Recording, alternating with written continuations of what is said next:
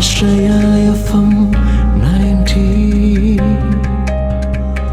നാടിനൊപ്പം നാട്ടാർക്കൊപ്പം. പടവുകൾ, a thought for the future. Hi hello നമസ്കാരം, very good morning and welcome to പടവുകൾ ഓൺ ആശ്രയ FM 90 നാടിനൊപ്പം നാട്ടാർക്കൊപ്പം.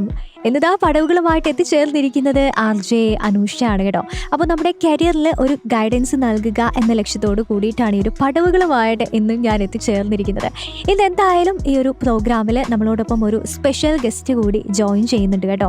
തിരുവനന്തപുരം ധനുവച്ചപുരം VTM-NSS കോളേജിലെ അസിസ്റ്റന്റ് പ്രൊഫസർ ആയിട്ടുള്ള ഡോക്ടർ രതീഷ് സാറാണ്. സാർ ഒരു കൊമേഴ്സ് അധ്യാപകൻ കൂടിയാണ്. അപ്പോൾ കൊമേഴ്സ് എന്ന സബ്ജക്റ്റിനെ കുറിച്ചും അതിൻ്റെ ഓപ്പർച്യൂണിറ്റീസിനെ പറ്റിയും ഒക്കെ ഡീറ്റെയിൽഡ് ആയിട്ട് നമുക്ക് പറഞ്ഞുതരാനാണ് സാർ ഇന്ന് ഈ ഒരു പടവുകൾ എന്ന പ്രോഗ്രാമിൽ നമ്മളോടൊപ്പം ജോയിൻ ചെയ്യുന്നത്. അപ്പോൾ വെൽക്കം ചെയ്യാം രതീഷ് സാറിനെ. ഹായ് സാർ, നമസ്കാരം, welcome to the show. Okay sir, എത്ര വർഷമായിട്ട് ഇപ്പോൾ ഈ ഒരു ഫീൽഡിൽ ഉണ്ട്, ടീച്ചറായിട്ട് വർക്ക് ചെയ്യുന്നു? 23 വർഷത്തോളമായിട്ട് വർക്ക് ചെയ്തുകൊണ്ടിരിക്കുകയാണല്ലേ. ഓക്കെ, കൊമേഴ്സിൽ തന്നെ ഏത് സബ്ജക്റ്റ് ആണ് മെയിൻ ആയിട്ട് പഠിപ്പിക്കുന്നത്? ഓക്കെ. അപ്പൊ എന്തായാലും നമ്മുടെ ഇന്നത്തെ വിഷയവും കൊമേഴ്സ് തന്നെയാണ്. ഈ പൊതുവേ ഈ കൊമേഴ്സ് സെലക്ട് ചെയ്യുന്നത് മാത്സിൽ കുറച്ചധികം താല്പര്യമുള്ള കുട്ടികളാണ് എന്ന് നമ്മൾ പറഞ്ഞു കേട്ടിട്ടുണ്ട്. അങ്ങനെയുള്ളവരാണ് കൂടുതലും കൊമേഴ്സ് സെലക്ട് ചെയ്യാറുള്ളത്. ആക്ച്വലി കൊമേഴ്സ് എന്ന കോഴ്സ് എടുത്ത് പഠിക്കാനായിട്ട് ഈ ഒരു മാത്തമാറ്റിക്സിൽ പ്രാവീണ്യം നിർബന്ധമാണോ? ശരിക്കും എങ്ങനെയുള്ള താല്പര്യമുള്ള കുട്ടികളാണ് ഈ ഒരു കോഴ്സ് സെലക്ട് ചെയ്യേണ്ടത്? അതായത് കൊമേഴ്സ് അഥവാ വാണിജ്യശാസ്ത്രത്തിന്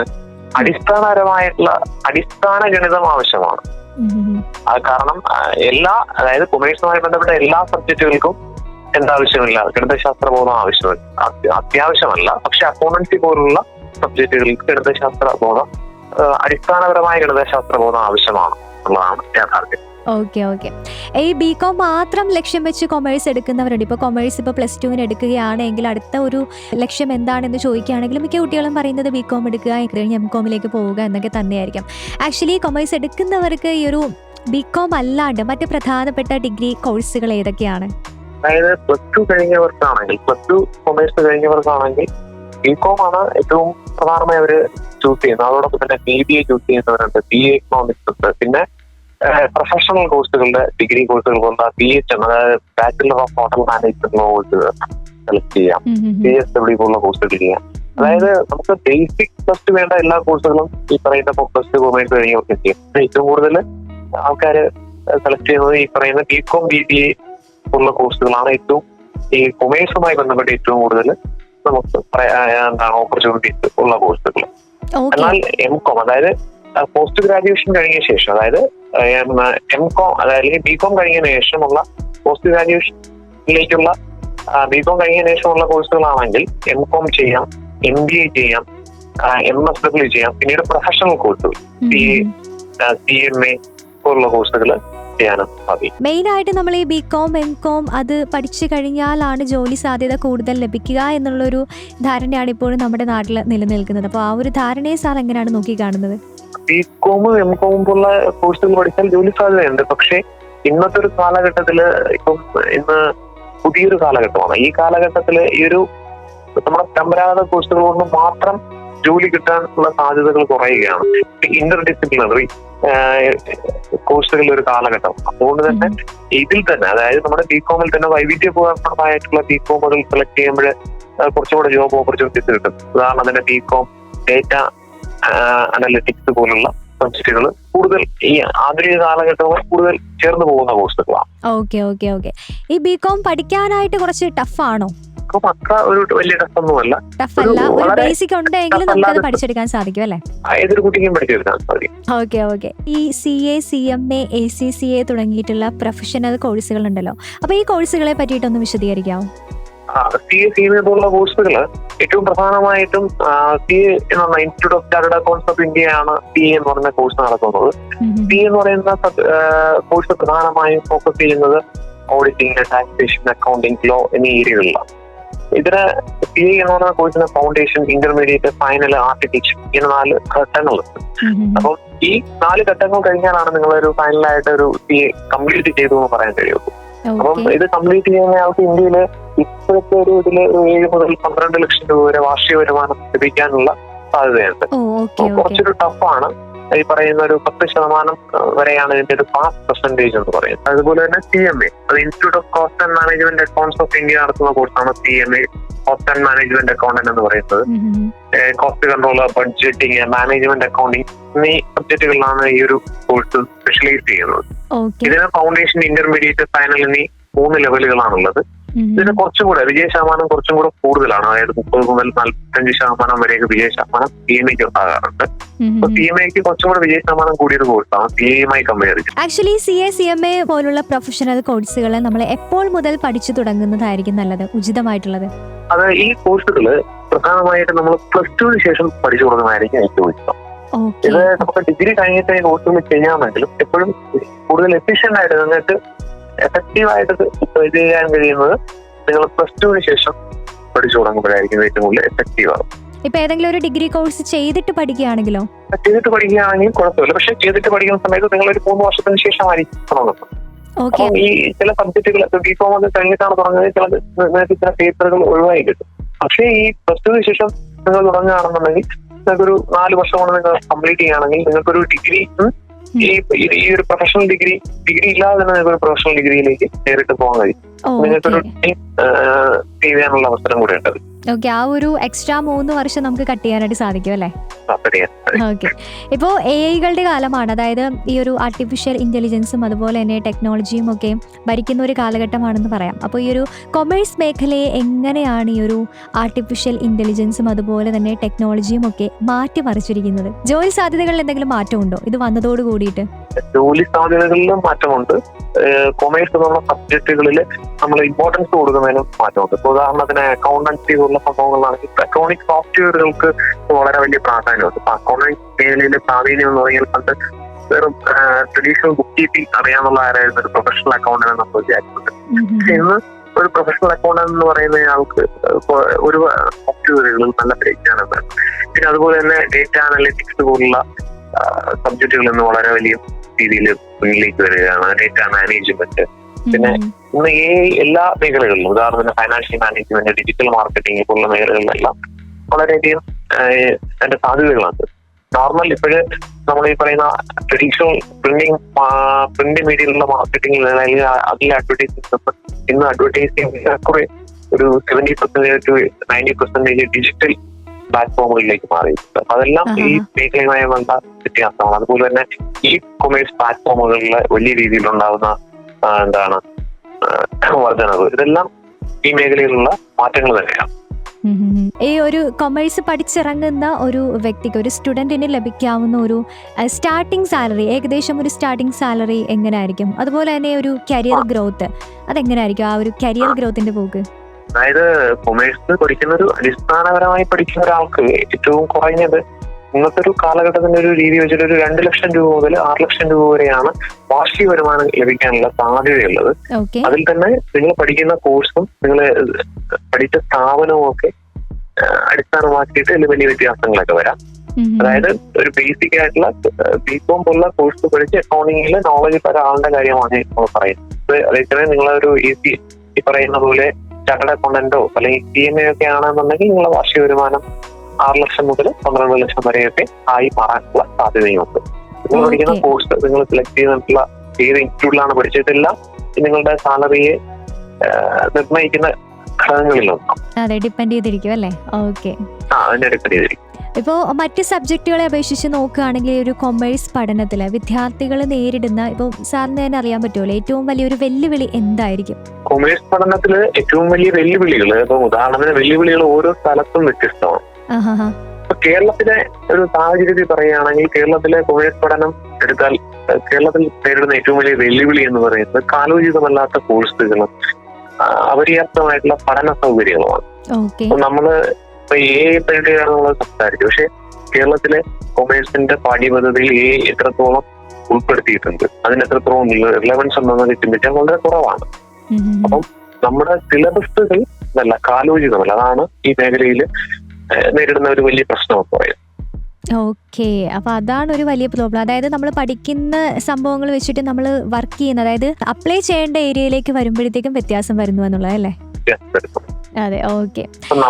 നമ്മള് ഇന്നത്തെ പറ്റിയാണ് പഠിക്കുന്നത്. നാളെ ഇവര് പഠിച്ചിറങ്ങുന്നത് നാളെയുടെ ബിസിനസ്സിന് അതിന്റെ പ്രശ്നങ്ങളെ പരിഹരിക്കാൻ ആവശ്യമായിട്ടുള്ള കോഴ്സുകൾ ഇന്നേ നമുക്ക് പ്രൊഡ്യൂസ് ചെയ്താൽ മാത്രമേ നാളെയുടെ ആവശ്യങ്ങൾ നമുക്ക് അതിനെ പരിഹരിക്കാൻ കഴിയുന്ന ഈ പറയുന്ന ഒരു തൊഴിൽ സൃഷ്ടിക്കാനും അങ്ങനെയുള്ള തൊഴിലാളികളെ സൃഷ്ടിക്കാനും അല്ലെങ്കിൽ അങ്ങനെയുള്ള പ്രൊഫഷണലുകളെ സൃഷ്ടിക്കാനും അത് സാധിക്കും. പക്ഷെ അതല്ലാത്ത ഈ പറയുന്ന 20-25 കൊല്ലം മുമ്പുള്ള പാഠ്യപദ്ധതി തന്നെയാണ് തുടരുന്നതെങ്കിൽ നമുക്ക് എന്ത് ചെയ്യാൻ കഴിയില്ല.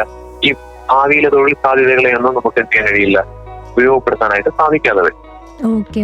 ഇപ്പൊ സ്വന്തമായിട്ടൊരു ബിസിനസ് തുടങ്ങാനായിട്ട് ആഗ്രഹിക്കുന്ന ഒരു വ്യക്തിയാണെങ്കിൽ അദ്ദേഹം ഇപ്പൊ കൊമേഴ്സ് പഠിച്ചിട്ടുണ്ടെങ്കിൽ അത് എത്രത്തോളം ആ വ്യക്തിക്ക് ആ ഒരു ബിസിനസ്സിൽ അത് ചെയ്യാനായിട്ടുള്ള ഒരു കരുത്ത്, ഒരു കോൺഫിഡൻസ് നൽകുന്നുണ്ടാവും? ഒരു വലിയ രീതിയിൽ കോൺഫിഡൻസ് നൽകും.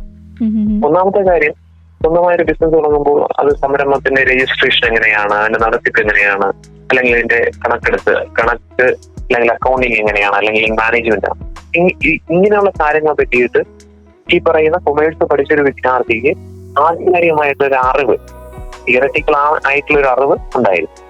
അപ്പൊ ഈ അറിവ് ഈ വ്യക്തിയെ ഒരു മറ്റുള്ള ഒരാൾ, കൊമേഴ്സ് അറിയാത്ത ഒരാളുമായി ഉള്ള കോമ്പറ്റീഷനിൽ ഒരു മേൽക്കൈ നൽകുമെന്നുള്ളത് നമുക്ക് ഉറപ്പാക്കാൻ സാധിക്കും.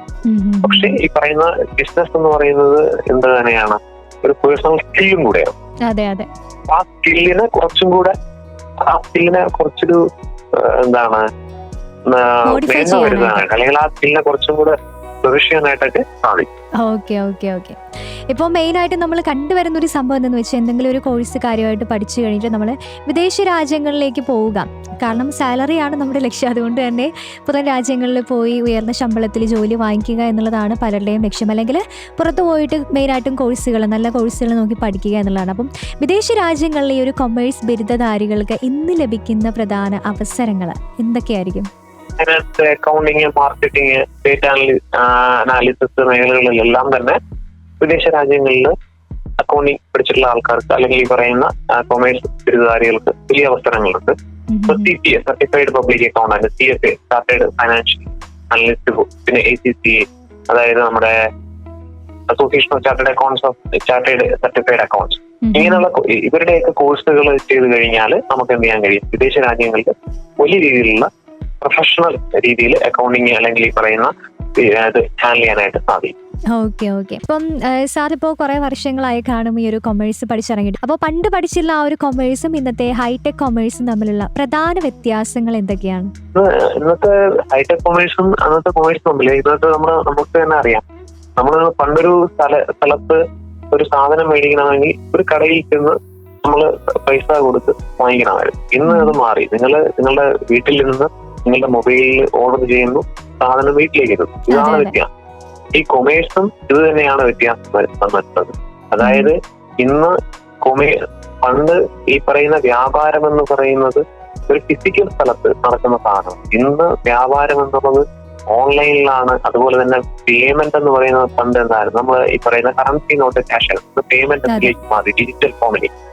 ഇതെല്ലാം തന്നെയാണ് ഇതിൽ സംഭവിക്കുന്നത്. എല്ലാ മേഖലകളിലും ഒരു പറയുന്ന നമ്മുടെ ടെക്നിക്കൽ ഇന്ന് വ്യാപാരം, അതായത് പണ്ട് നമുക്കൊരു കീ ഏരിയയിൽ അല്ലെങ്കിൽ ഏറ്റവും നല്ല ഒരു മാർക്കറ്റ് പ്ലേസിൽ ഒരു കടയുണ്ടെങ്കിൽ നമുക്ക് വലിയ ബിസിനസ് നടക്കുമെന്ന് പറയാം. പക്ഷെ ഇന്ന് അതിന്റെ ആവശ്യമില്ല. നിങ്ങൾ ഏതെങ്കിലും ഒരു മേഖലയിൽ ഇരുന്നിട്ട് ഓൺലൈൻ പ്ലാറ്റ്ഫോമുകൾ വഴി നിങ്ങളുടെ പ്രോഡക്റ്റ് നിങ്ങൾക്ക് വിൽക്കാൻ സാധിക്കും. അത് എല്ലാവരിലേക്കും എത്തിക്കാൻ സാധിക്കും. ഈ ഓൺലൈൻ പ്ലാറ്റ്ഫോം വഴി വിൽക്കുന്ന പ്രോഡക്റ്റ് ലോകത്തെല്ലായിടത്തും എത്തിക്കാനും സാധിക്കും. അപ്പൊ അത് വലിയ മാറ്റമാണ്. അതുകൊണ്ട് തന്നെ ഈ കൊമേഴ്സ് വ്യാപാരം മാറുന്നതനുസരിച്ച് ഇതുമായി ബന്ധപ്പെട്ട പഠനങ്ങളും ഈ രീതിയിൽ തന്നെ മാറും. ഓക്കെ. ഇപ്പോൾ ഈ കൊമേഴ്സ് എടുത്തു കഴിഞ്ഞാൽ എൻജിനീയറിങ് അല്ലെങ്കിൽ മെഡിക്കൽ ഫീൽഡ്, ഇതുപോലെ ഈ ഒരു കോഴ്സ് എടുത്തു കഴിഞ്ഞാൽ നമുക്ക് കിട്ടുന്ന ജോലി, അതുപോലെ തന്നെ കൊമേഴ്സ് എടുത്ത് പഠിച്ചാൽ ഭാവി സുരക്ഷിതമാകുമോ എന്ന് ആഗ്രഹപ്പെടുന്ന ഒരുപാട് മാതാപിതാക്കളുണ്ടാവും. അപ്പം അവരോട് സാറിന് എന്താണ് പറയാനുള്ളത്? ഇവരുടെ ഭാവി സുരക്ഷിതം തന്നെയാണ്. കാരണം കൊമേഴ്സ് പോലെ ഒരു മേഖല അനുദിനം വളർന്നുകൊണ്ടിരിക്കുന്ന മേഖലയാണ്. അല്ലെങ്കിൽ തന്നെ ഈ പറയുന്ന വ്യാപാരം, ബിസിനസ്, ഇതൊക്കെ എല്ലാ രാജ്യങ്ങളിലും വളരുക തന്നെയാണ്. ഒരു സ്ഥലത്തും ഇത് ബിസിനസിന്റെ ക്വാണ്ടിറ്റിയിൽ ഒരു കുറവുണ്ടാവുന്നില്ല. അപ്പൊ അതുകൊണ്ട് തന്നെ ഈ മേഖലയിൽ ഈ പറയുന്ന ഈ മേഖലയുമായി ബന്ധപ്പെട്ട പഠനത്തിന് ഒന്നും തന്നെ ഒരു കുറവ് വരാനായിട്ടുള്ള സാഹചര്യമില്ല. പക്ഷെ ഈ അടുത്തൊരു 25 വർഷത്തേക്കെങ്കിലും സുസ്ഥിരമായ വളർച്ച ഈ മേഖലയിൽ ഈ പറയുന്ന വ്യാപാരത്തിലും ഇതുമായി ബന്ധപ്പെട്ട പഠനങ്ങളിലും ഉണ്ടാകുമെന്ന് തന്നെയാണ് കരുതുന്നത്. പക്ഷെ ഈ പറയുന്ന സബ്ജക്റ്റുകൾ, അതായത് നാളെയുടെ സബ്ജക്റ്റുകൾ, ഇന്ന് ഉള്ള കൊമേഴ്സ് സബ്ജക്റ്റുകൾ ആയിരിക്കില്ല നാളേക്ക് ആവശ്യമായി വരും. സബ്ജക്റ്റുകളുടെ ഇതിൽ വ്യത്യാസം വരും. പക്ഷെ ഈ ഒരു മേഖല അല്ലെങ്കിൽ ഈ ഒരു പഠന ശാഖ അതുപോലെ ഉണ്ടാവും. പക്ഷെ ഈ പഠന ശാഖയ്ക്കകത്തുള്ള വ്യത്യസ്തങ്ങളായിട്ടുള്ള സബ്ജക്റ്റുകൾ അതിൽ വ്യത്യാസം ഉണ്ടായേക്കും.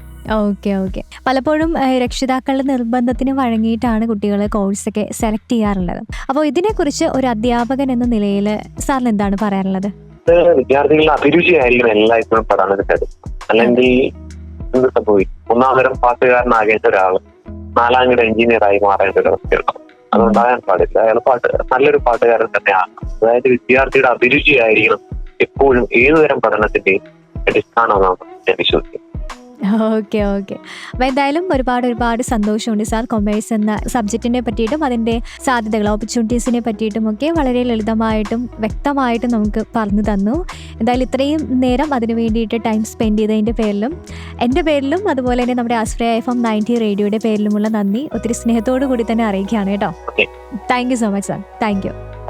ഓക്കെ, അപ്പോൾ കൊമേഴ്സിനെ പറ്റിയിട്ടും അതിൻ്റെ സാധ്യതകളെ പറ്റിയിട്ട് നമ്മളോടൊപ്പം ഒരുപാട് ഡീറ്റെയിൽസ് പറഞ്ഞു തരാനായിട്ട് ഇന്ന് ജോയിൻ ചെയ്തിട്ടുണ്ടായിരുന്നത് ട്രിവാൻഡ്രം ധനുവച്ചപുരം BTM NSS കോളേജിലെ അസിസ്റ്റന്റ് പ്രൊഫസർ ആയിട്ടുള്ള ഡോക്ടർ രതീഷ് RJ സാറായിരുന്നു. എന്തായാലും ഈ ഒരു കോഴ്സിനെ പറ്റിയിട്ട് കൂടുതലായിട്ടുള്ള കാര്യങ്ങൾ നമ്മുടെ സ്റ്റുഡൻസിന് അതുപോലെ തന്നെ അവരുടെ രക്ഷിതാക്കൾക്കും മനസ്സിലായി എന്ന് വിചാരിക്കുന്നു. അപ്പോൾ എന്തായാലും ഇന്നത്തേക്ക് പടവുകൾ വൈൻഡപ്പ് ചെയ്ത് ഞാൻ ഗുഡ് ബൈ പറയുകയാണ്.